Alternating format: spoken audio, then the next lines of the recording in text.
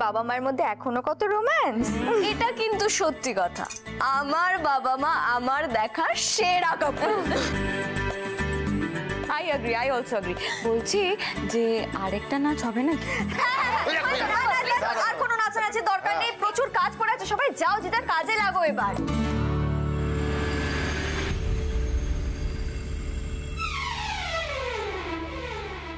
এই ব্লেজারটা একটু গলিয়ে দেখ তো ঠিক হয়েছে কিনা। তুই তো সেই গেলি না, আমাকে সেই আন্দাজে আন্দাজে কিনতে হলো। দেখ দেখ দেখ দেখছি, দেখি কি তো মনে হচ্ছে। আরে বাবা, দারুণ লাগছে। বিজন বাবুর জামাই হিসেবে যা মানাবে না ওকে, মানে বাবা শোনো না, তুমি ওদের বাড়ির কোনো লোককে না নাম ধরে ডাকবে না, বুঝলে তো? আমার হবু শ্বশুরের নাম হচ্ছে সৃজন, সৃজন দত্ত। দে দে দে। আচ্ছা দেখ, সরো না সরি।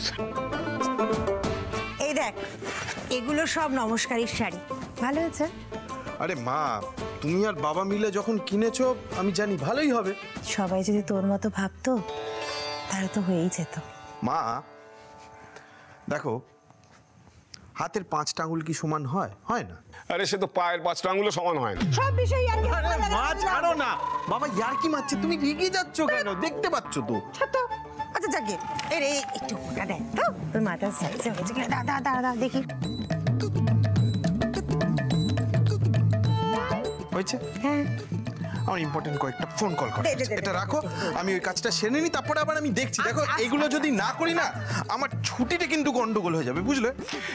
কাজ তো সবাইকেই করতে হয়, তাই না? তাই বলে কি সংসারকে কেউ হেলা ফেলা করে? দুদিন বাদে তোর বিয়ে, এরপরে নতুন জীবনে প্রবেশ করছিস তুই। হ্যাঁ, আসলে আগের বিয়েটাতে এত বড় একটা দুর্ঘটনা এমন ভাবে ঘটে গেল যে। শোনো, এসব কথা কেন হচ্ছে? বাদ দাও না। মা, কথা তো উঠবেই, সত্যি তো, অতীতকে তো ভোলা যায় না। আর সত্যি কথা বলতে কি, আমিও অতীতকে ভুলে থাকতে চাই না।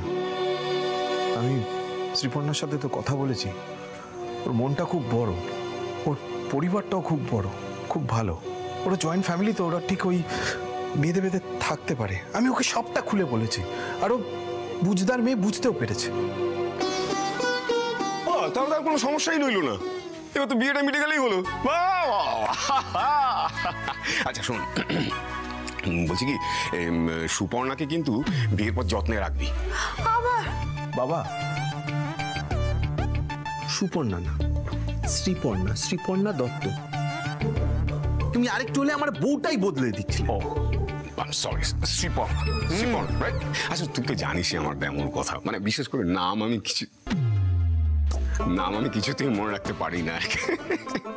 ও হ্যাঁ হ্যাঁ, আমি ওর ছবি দেখলাম, জানিস, আমার কিন্তু ছবি দেখে মনে হলো মুখের ভেতরে একটা শ্রী আছে, জানিস। এটা তুমি একদম ঠিক বলেছো, জানো, আমি তো মেয়েটাকে সামনে থেকে দেখেছি, আমারও ঠিক এই কথাটাই মনে হয়েছে।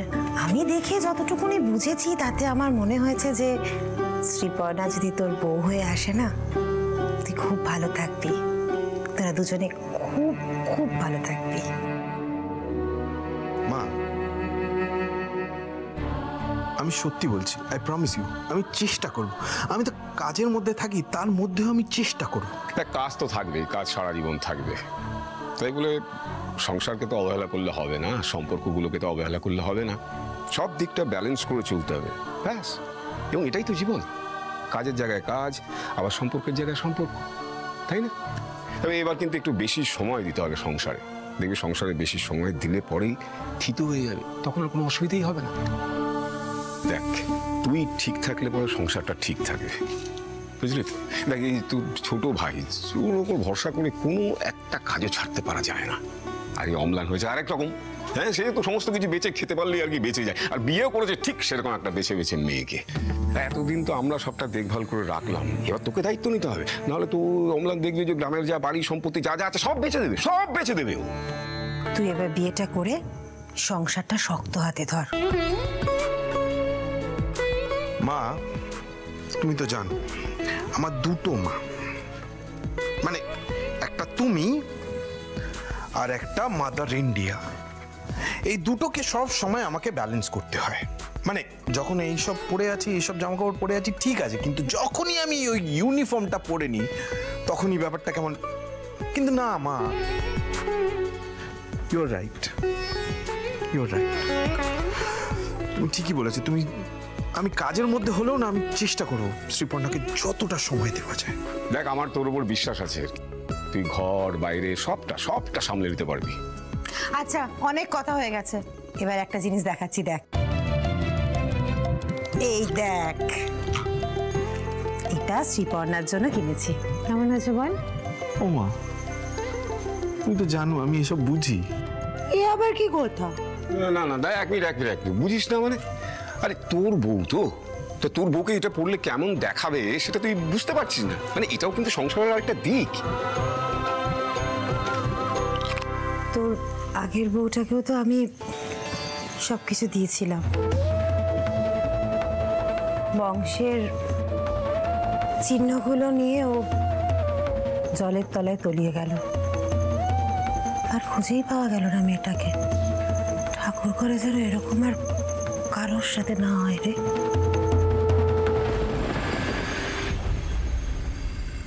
আরে বলছি যে মেনুটা কি ঠিক করলি, জানতে হবে তো। না না, ওটা আমাদের ডিপার্টমেন্ট নয়, ওটা ছোট দাদুর ডিপার্টমেন্ট। ও তাই জন্য বাবা এখানে নেই? আমি ভাবলাম ওদের বিয়ের কোনো কাজ করতে গেছে। ঠাম্মির বয়স হচ্ছে তো, হাঁটুতে খুব ব্যথা, আমি বললাম যে ওষুধ লাগিয়ে চুপচাপ শুয়ে থাকুন, শুয়ে আছে। সবাই থাকলে খুব ভালো লাগতো, কিন্তু কি করা যাবে, এতগুলো কাজ আছে, কাজগুলোও তো করতে হবে। হ্যাঁ, সাথে তো হবে, মানে অভিষেককে এখন একটা ফোন করতে হবে, ফোন করে ওকে জানাতে হবে আমাদের বাড়িতে কি কি ইভেন্ট চলছে, মেকআপটা কেমন হয়েছে, পুরোটা ফোন করে ওকে ডিটেলে জানাতে হবে তো। হ্যাঁ ঠিক না? পুরো অভিষেক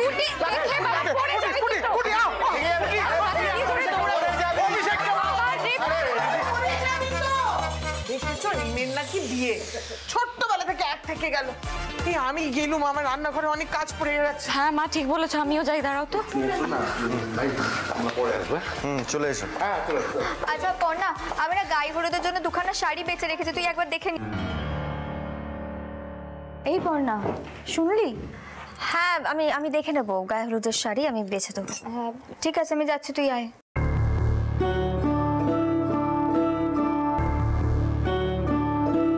দিদি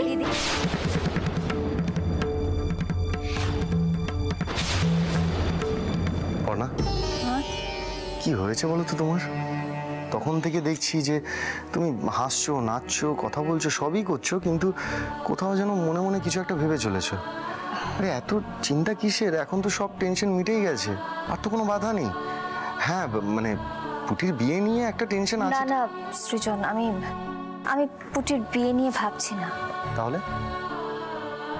তাহলে মানে ওই অভিষেকের বাড়ির লোকরা সবাই। হ্যাঁ, তো অভিষেকের বাড়ির লোককে নিয়ে এত হওয়ার কি আছে? ওখানে তো দেখলাম সবাই বেশ ভালোই। সত্যি কি তাই সৃজন? সত্যি কি ওখানে সবাই ভালো? কেন বলো তো, তোমার ওখানে কাউকে দেখে কি কিছু মনে হয়েছে? দেখো সৃজন, সত্যি বলতে ওই অভিষেকের নিজ ভাইকে না আমার খুব একটা সুবিধে লাগেনি। কেন? তুমি কি কিছু দেখেছো ওখানে? না, আমি ঠিক দেখিনি কিছু, তবে ওর ওই মেজো ভাইয়ের মুখটা দেখে না আমার মনে হচ্ছিল ওই বিয়েটা নিয়ে ওর একটা সমস্যা রয়েছে। মানে ওর চোখ মুখ বারবার আমার চোখের সামনে না ভেসে উঠছে, জানি না কেন। এখন এই বিয়েটা না ভালো ভালো মিটলে বাঁচি আমি। দেখো পর্ণা, তুমি এত চিন্তা করো না, আমাদের মাথার উপর তোমার যোগ্যদাতার আশীর্বাদ আছে, আমাদের জেঠুর আশীর্বাদ আছে। তুমি দেখবে সব ভালোই ভালোই মিটে যাবে। এখন না আমাদের নিশ্চিন্ত হওয়ার সময়। কিচ্ছু ঠিক থাকবে না, কাউকে নিশ্চিন্ত থাকতে দেব না আমি। কাল সকালে দধিমঙ্গলের সময়ই শ্রীপর্ণা দত্ত শেষ।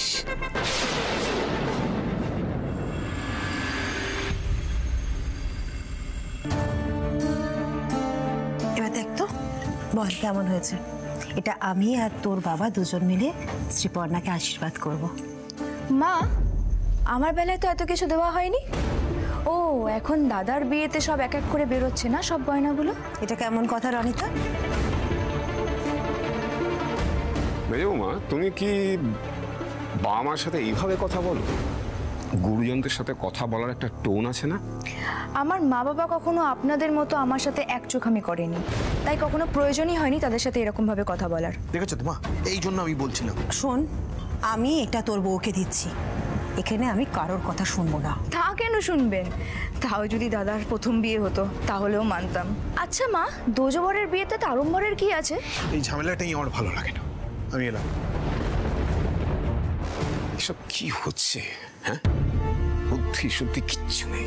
এইভাবে একটা মানুষের মনে কষ্ট দেওয়া উচিত? তুমি আনন্দ পাও এসব করে? হ্যাঁ, আনন্দ পাও, জেনে করো তো সবটা। শোনো, তোমার ভাসুর হয়, এটা ভুলে যেও না। আর ভাসুরদের সাথে এভাবে কথা বলে না। শোনো রনিতা, অভির আগের বউয়ের সাথে তোমরা কি করেছো, কিভাবে মানসিক অশান্তি দিয়েছো তাকে, এ বিষয়ে কিন্তু আমরা সবাই সবটা জানি। তাই তোমাকে আগে থেকে সাবধান করে দিচ্ছি, এইবার যদি তুমি এরকম কিছু করেছো, তুমি বাড়ির থেকে বেরিয়ে যাবে। হ্যাঁ মা, ঠিক, একদম একদম ঠিক বলেছ। এখন তো আমাদেরকে বাড়ি থেকে বেরিয়ে যেতে বলবেই। নতুন বউ আসছে, তোমার সব কাজ করে দেওয়ার জন্য নতুন দাসী আসছে, এখন আমাদের আর কি প্রয়োজন বলো তো? আমরা এই বিষয়টা নিয়ে তোর সাথে আর কথা বলতে চাইছি না, এই মুহূর্তে চাইছি না।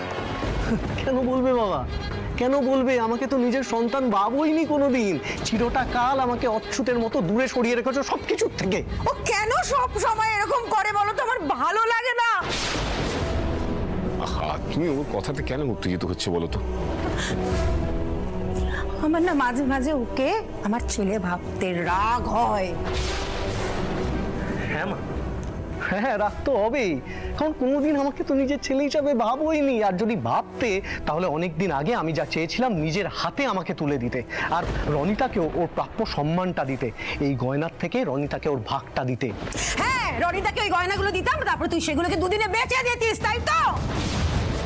বাহ বাহ বাহ বাহ বাহ বাহ, হ্যাঁ, দেখেছো দেখেছো, এটা কোনোদিনও বদলাবে না, জানো তো, কোনোদিনও না। আর তুমি এখানে কেন এসেছিলে বলো তো? কেন এসেছিলে? হ্যাংলা ভাবছে এরা তোমাকে। দেখে যাক, যাদের পাঠা তারা লেজে কাটবে, আগায় কাটবে, যা ইচ্ছে করুক। আর শোনো মা,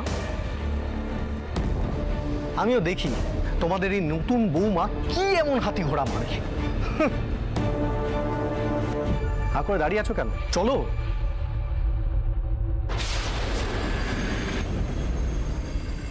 অভির বিয়েটা ভালো ভালো মিটলে হয়,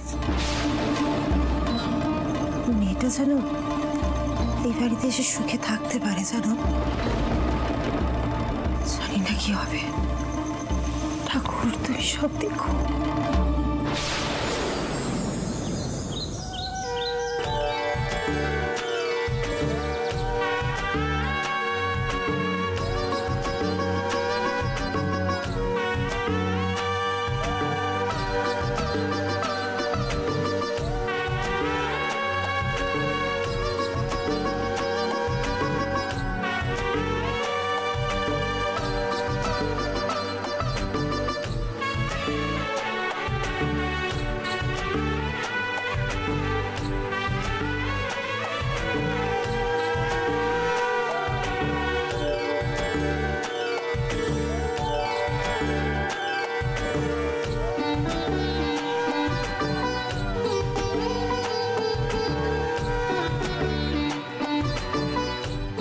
দেখো, আবার আমি সব একা করতে শুরু করে দিলাম।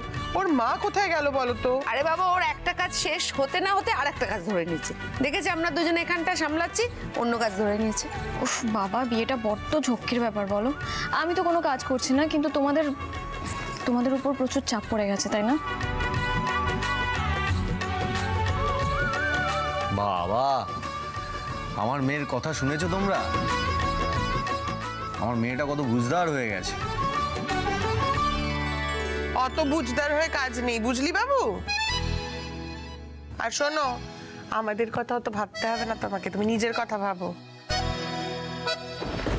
এদের ন্যাকামি দেখলে না গা পিত্তি জ্বলে যায়। কেমন একটা আতুমুতু করছে, যেন একটা কচি খুকির বিয়ে হচ্ছে। তাই না? তাই। আর আর যা দেওয়া থেওয়া করেছে, আমার তো সন্দেহ হচ্ছে আমার বুবাইয়ের জন্য, মানে ওর যখন বিয়ে হবে তখন ওর বউয়ের জন্য কিছু বেঁচে থাকবে। সে বেঁচে থাকুক আর না থাকুক, দিতে তো ওদের হবে। সবাই গন্ডায় গন্ডায় পাবে, আমার আর আমার ছেলের বউয়ের বেলা লবডঙ্কায় নাকি? আমি এটা মেনে নেবো না। না আচ্ছা, বলছিলাম দাদু আর বন্ধু কাকি কোথায়? তোর মনে হয় তোর দাদু এত সকালবেলা ঘুম থেকে উঠবে? ওর যদিও ঘুম থেকে উঠে অনেকগুলো কাজ আছে, তাই একটু ঘুমিয়ে নিচ্ছে। উঠিয়ে দেখবি তোর দাদু আবার দৌড়চ্ছে। আর রুচিরার তো অত ছুটি নেই, একটু কাজগুলো সেরে রাখছে, ঘরে গেছে বলে আসছে। ওই গো বড় বউ, এই দেখো আমি কিন্তু ঠিক চলে এসেছি। বেশ করেছে মিত্তির গিন্নি। আরে বাবা, বিয়ে বাড়ি বলে কথা, বাড়িতে একটু লোকজন না থাকলে হয়? শোনো পুটিমা, এই যে এখন দধিমঙ্গলটা মাখছি, এইটা পেট ভরে খেয়ে নিও, বুঝলে?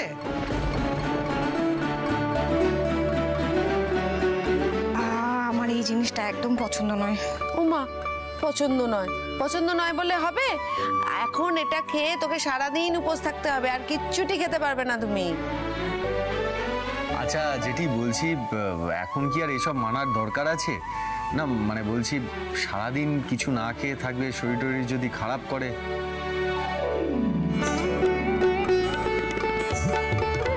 আরে সৃজন, ওই রকম আতুপুতু করিস না। আরে বিয়ের দিন সব মেয়েদেরই এরকম নিয়ম কানুন করতে হয়।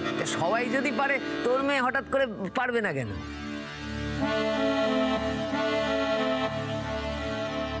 মা, এমনিতেও আজ এটাই শ্রীপর্ণা দত্তের শেষ খাওয়া হবে, এরপর তো ক্লাইম্যাক্স।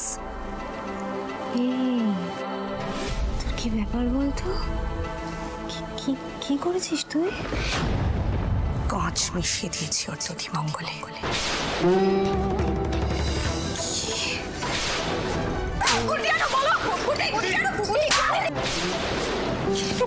তুই এটা প্রতিশোধ নিতে। আমিও তো তোমারই মেয়ে মা, বদলা না নিয়েছে আমিও থাকতে পারি না। তাই বলে তুই মা, তুমি কেন এরকম রিয়াক্ট করছো? তুমি তো আমাকে সব সময় কথা শোনাতে যে আমি কিচ্ছু করতে পারি না। এবার দেখো তোমার মেয়ে কতদূর কি করতে পারে। বিয়ের পিঁড়িতে বসার আগে ওই মেয়ে রক্ত উঠে মরবে।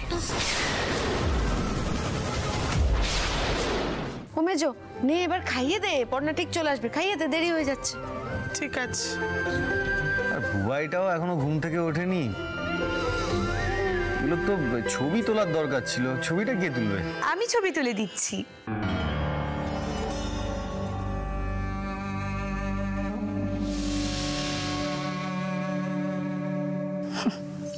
মুখে রক্ত ওঠার ছবিটা সারা জীবন ওয়ালপেপার করে রেখে দেব। মাগো, হা করো।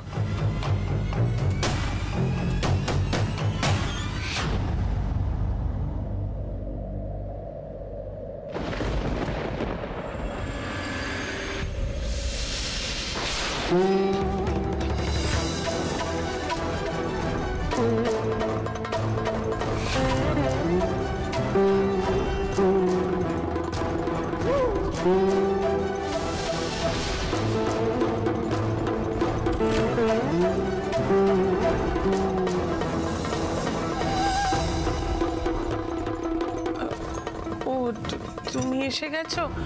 আরে তুমি তো আসছো না বলেই আমি খাওয়াতে গেছিলাম। নাও ধরো, তুমি খাইয়ে দাও। না না, পুটি এই দই খইটা খাবে না।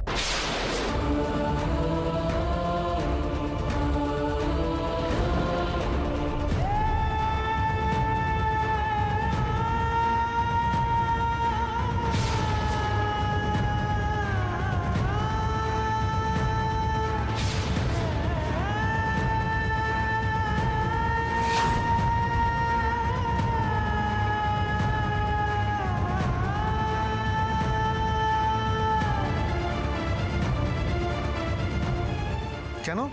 পুটি এটা খেতে পারবে না কেন? মানে নিয়মে কি কিছু ভুল আছে পর্ণা? মা, কিছু কি হয়েছে? প্লিজ একটু বলো কি হয়েছে।